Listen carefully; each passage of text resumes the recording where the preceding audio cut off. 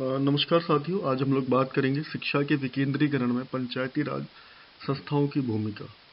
Role of PRIs. PRIs मतलब Panchayati Raj institutions in decentralization of education. बहुत लंबा कंटेंट है, प्रयास किया है कि कम शब्दों में आपको समझाने की कोशिश करूं। सबसे पहले हम लोग जान लेते हैं कि भारत में पंचायती राज व्यवस्था का ऐतिहासिक दृष्टिकोण क्या है।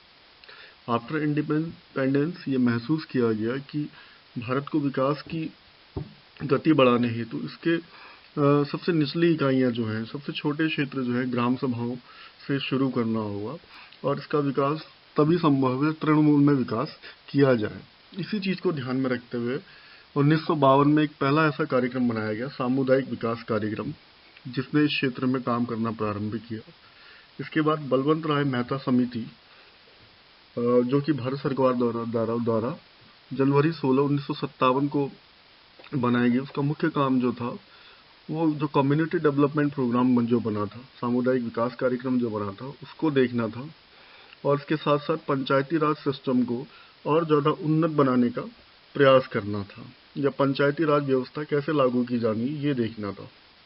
कॉन्स्टिट्यूशन के आर्टिकल 40 में भी कहा गया है कि ये राज्य सरकार का दायित्व है कि वह पंचायतों को गठन हेतु आवश्यक कदम उठाएगी। और हम लोगों ने महात्मा गांधी जी के बारे में भी पढ़ा है। महात्मा गांधी जी भी कहते थे कि ग्राम पंचायत या ग्राम स्तर जो है वो भारतीय अर्थव्यवस्था या विकास की नींव हो सकते हैं। इसी अवधारणा को उन्होंने ग्राम स्वराज का दिया था।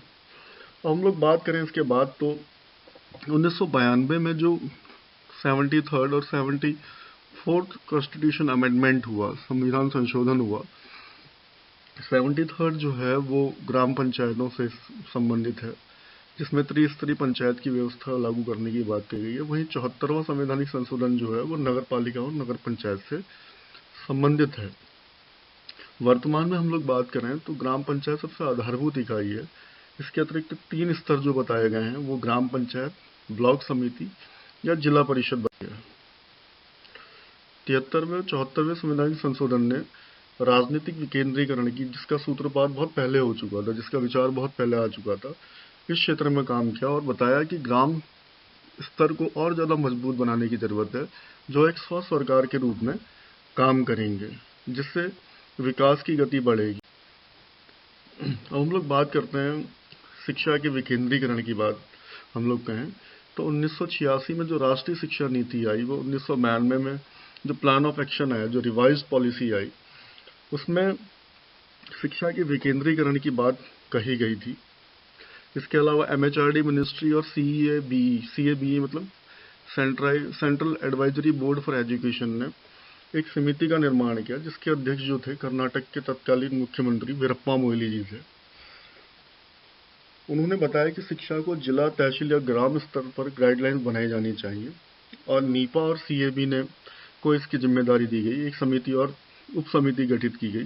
नीपा और कैब ने क्या किया कि जो वीरप्पा मोइली जी की अध्यक्षता में समिति थी, उसको आवश्यक सुझाव देने का और विकेंद्रीकरण से संबंधित महत्वपूर्ण दस्तावेज किस प्रकार से तैयार किए जाएंगे इस बारे में अपने सुझाव दिए।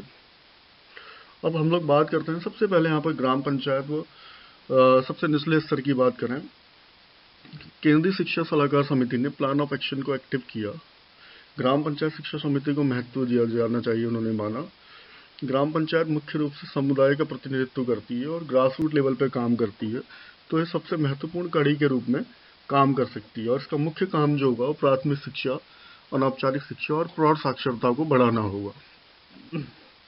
और ये माना गया कि किसी भी प्रोग्राम या विकास कार्यक्रम के लिए जागरूक करने का सबसे अच्छा माध्यम ये सबसे निश्चित हो सकता है। शिक्षा में ग्राम पंचायत की भूमिका, जहाँ एक गांव स्थित है, सिंगल गांव की हम लोग बात कर रहे हैं। 73वें संविधान संशोधन पंचायती राज व्यवस्था में सुधार किए तथा राज्य की विधानसभाओं को ग्राम सभा में ग्राम पंचायत संगठित करने की शक्ति प्रदान की। ग्राम सभा सभी ग्राम के पंचों का चुना हुआ संगठन। ग्राम सभा की नियुक्ति व कार्य गांव की जनसंख्या पर निर्भर करते हैं। सबसे निचली इकाई है और राज्य सरकारों को ये निर्देश दिए गए कि वो इनके संगठन और इनके कार्यों का इनको कार्य प्रदान करें। और हम लोग जानते हैं सबसे छोटी इकाई होती है, इसकी नियुक्ति जो होती है गाँव की जनसंख्या पर निर्भर करती है। इसकी कार्यप्रणाली की बात करें तो हम लोग ये क्या करती है, जो वेलफेयर प्रोग्राम्स होते हैं, कल्याणकारी योजनाएं होती हैं, उनको लागू करती है। इसके अलावा सामाजिक न्याय, महिलाओं के विकास व आर्थिक विकास को गति प्रदान करने का ये काम करती है। CAB 1993 ने शिक्षा के विकेंद्रीकरण को शिक्षा हेतु आवश्यक माना है। उसने माना कि एक ग्राम जहाँ स्थित है, जिसको हम ग्राम सभा कहते हैं, वहाँ पर 15 सदस्यों की एक स्टैंडिंग कमेटी बनाई जाएगी, जिसमें अध्यक्ष जो होगा वो ग्राम पंचायत का होगा। इसके अलावा अलग अलग वर्गों से ST SC OBC या माइनॉरिटी से एक एक सदस्य लिया जाएगा। इसके अलावा PTA पीपल टीचर एसोसिएशन जो होती है, उसके जो अध्यक्ष होते हैं उसमें से एक सदस्य, एक आंगनबाड़ी वर्कर उसमें होगा। इसके अलावा गांव में शिक्षा में रुचि रखने वाला व्यक्ति इसका सदस्य होगा, और इसके जो सदस्य सचिव होंगे वो प्रिंसिपल होंगे, मास्टर होंगे।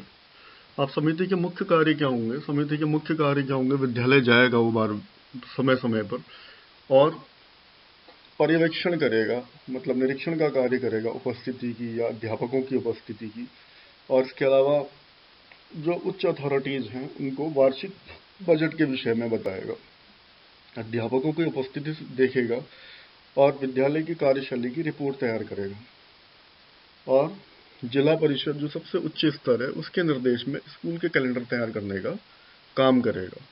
अब हम लोग बात करें शिक्षा प्रबंधन में इसकी क्या भूमिका है, तो इसमें मैंने आपको पहले भी बताया था, प्रौढ़ शिक्षा की व्यवस्था करना या अनौपचारिक शिक्षा की व्यवस्था करना। इसके अलावा प्रारंभिक बाल्यावस्था में शिशुओं की देखभाल को प्रोत्साहित करना, प्राथमिक और उच्च विद्यालयों का पर्यवेक्षण करना, नामांकन बढ़ाने हेतु प्रयास करना। इसके अलावा परिवार व स्वास्थ्य कल्याण के कार्यक्रमों से जोड़ना, संसाधनों की व्यवस्था करना। संसाधन मतलब विद्यालय में जल आपूर्ति, शौचालय, खेल के मैदान की आदि की व्यवस्थाएं करना। और जो जनसंख्या है उसकी साक्षरता को बढ़ाना इसके प्रमुख कार्य होगा। और इसके अलावा ये प्राथमिक शिक्षा के सार्वभौमिकरण के लिए काम करेगा। और इससे संबंधित वो रिपोर्ट जो होगी पंचायत समिति, जो कि एक सेतु का काम करती है जिला परिषद और ग्राम पंचायत के बीच में, उस ग्राम पंचायत की, तो इसके भी वही कार्य है लगभग जो ग्राम सभा के होते हैं, यानी कि विकास कार्यक्रमों को बढ़ाना, अर्ली चाइल्ड केयर को प्रोत्साहित करना, इसके अलावा विकास कार्यक्रमों को लागू करना, बजट तैयार करना, और इसके अलावा प्रौढ़ शिक्षा और जो अनौपचारिक शिक्षा है उसको प्रोत्साहित करना, यही इसके फंक्शन है। इसके बाद हम लोग करते हैं पंचायत समिति की भूमिका, या ब्लॉक विकासखंड स्तर पर जो हम लोग बात करें, ये भी हम लोग जानते हैं चुने हुए जनप्रतिनिधियों का एक समूह होता है। ऐसा माना जाता है कि इसे जो है सरकार के दखल से अलग होना चाहिए। सरकार केवल इसे दिशा निर्देश देने का काम करेगी। और समिति का आकार जो होना चाहिए ना तो बहुत ही बड़ा होना चाहिए, ना ही बहुत छोटा होना चाहिए, क्योंकि बड़ा होगा तो मैनेज नहीं हो पाएगा, और छोटा होगा तो बहुत ज़्यादा विचार निकल के उसमें नहीं आ पाएंगे।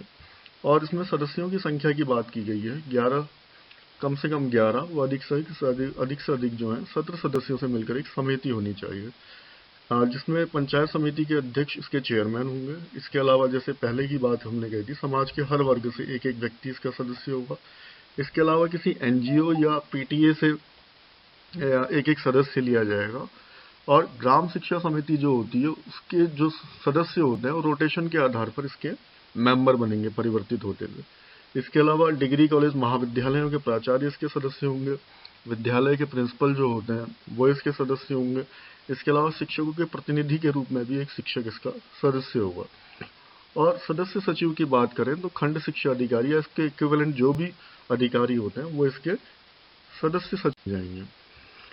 शक्तियां क्या क्या होंगी इसकी शक्तियां होंगी स्टाफ की नियुक्ति करना, प्रौढ़ शिक्षा और अनौपचारिक शिक्षा की देखभाल करना, अपने ज्यूरिडिक्शन के हिसाब से स्थानांतरण करना, विद्यालयों का निरीक्षण करना, बजट तैयार करना, और जो अशासकीय विद्यालय होते हैं, एडेड विद्यालय होते हैं, उनका पर्यवेक्षण करना। शुल्क निर्धारण का कार्य इसका होगा, जिससे अधिक से अधिक संसाधन बढ़ाए जा सके, दान को प्रोत्साहित करना, संसाधनों को बढ़ाना, और अन्य सामाजिक संस्थाओं से तालमेल बनाकर कल्याणकारी योजनाओं को लागू करना।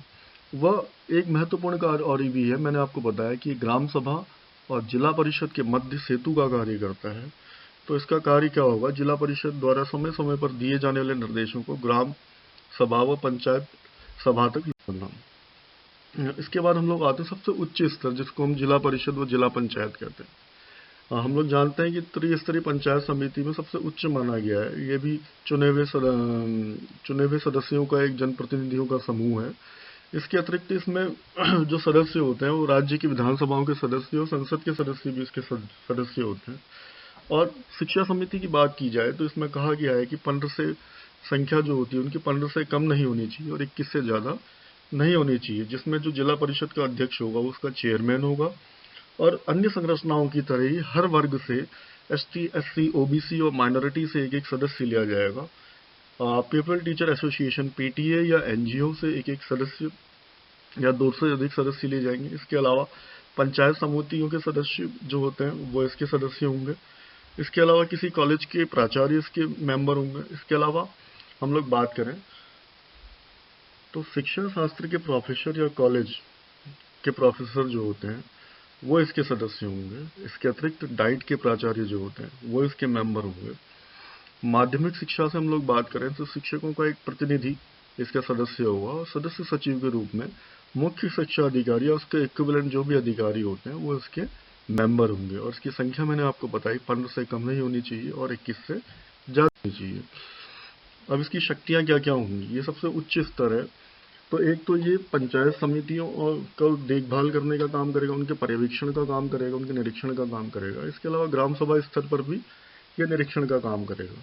विद्यालयों की स्थापना करना, वेतन देना, स्थानांतरण करना, ट्रांसफर करना, और ये सारे के सारे काम जो वो करेगा वो सरकारी निर्देशों के आधार पर करेगा। और बजट बनाना, इसके अलावा शिक्षा का बजट देना और पूरे जिले में करों का निर्धारण करना जिससे संसाधन बढ़ाए जा सकें। माध्यमिक स्तर तक सभी शिक्षा कार्यक्रमों की देखरेख करना। इसके अलावा प्राइवेट, गवर्नमेंट एडेड जितनी भी संस्थाएं हैं उन सबका पर्यवेक्षण, निरीक्षण करना। इसके अतिरिक्त नगर पालिका और नगर पंचायत की भी हम लोग बात करें तो नगर पालिका क्षेत्र या नगर पालिका पंचायत के अंतर्गत भी बहुत से विद्यालय काम करते हैं। तो उनके पर्यवेक्षण का काम करना है, उनको बजट देने का काम भी जिला परिषद का ही है। और बार बार समय समय पर जाके शैक्षणिक प्रगति की जांच करेगा और कार्यक्रमों को, इससे सरकार द्वारा आने वाले कार्यक्रमों को या नए नए कार्यक्रम जिनसे छात्र छात्राएं व ग्राम स्तर पर विकास की गति बढ़े, ऐसे कार्यक्रमों को ये लागू करने का काम करेगा। शिक्षा की गुणवत्ता में सुधार करना इसके एक बहुत महत्वपूर्ण कार्य है। और मैंने बताया जैसे पंचायत समिति है या ग्राम सभा है या ग्राम पंचायत है, उसी की तरह अन्य सामाजिक संस्थाएं जो है सामाजिक कल्याण से जुड़ी हुई, उनसे समन्वय स्थापित करना भी इसका एक महत्वपूर्ण है। सारांश के रूप में हम लोग कह सकते हैं कि पंचायती राज संस्थाएं जो हैं, जो 3 टियर सिस्टम बनाया गया है, एक बहुत महत्वपूर्ण सिस्टम है, बहुत महत्वपूर्ण व्यवस्था है। और मानव संसाधन के विकास के लिए, वो चाहे कोई भी उसका आयाम हो, उसके लिए एक बहुत महत्वपूर्ण भूमिका है इसकी। और जो पूर्व में अवधारणा या जो विचार का सूत्रपात हुआ था कि भारत का विकास जो हो सकता है वो ग्राम पंचायत स्तर है, ग्राम सभाओं से ही हो सकता है, ये बिल्कुल सही साबित होता हुआ दिखता है। और अपने क्षेत्र की आवश्यकताओं को ग्राम सभा के स्तर पे हम लोग बात करें तो इससे बेहतर और कोई भी नहीं समझ सकता है। तो मैं आपसे कहना चाहूँगा कि एक छोटा सा प्रयास मैंने आपको किया था इस कंटेंट को समझाने का। उम्मीद है कि आपकी समझ में आया होगा, ऐसी आशा है कि आप समझ पाए होंगे। अगर नहीं समझ पाए होंगे या समझ में नहीं आ पाया है किसी वजह से, तो आप लोग कमेंट बॉक्स में भी कमेंट कर सकते हैं। धन्यवाद।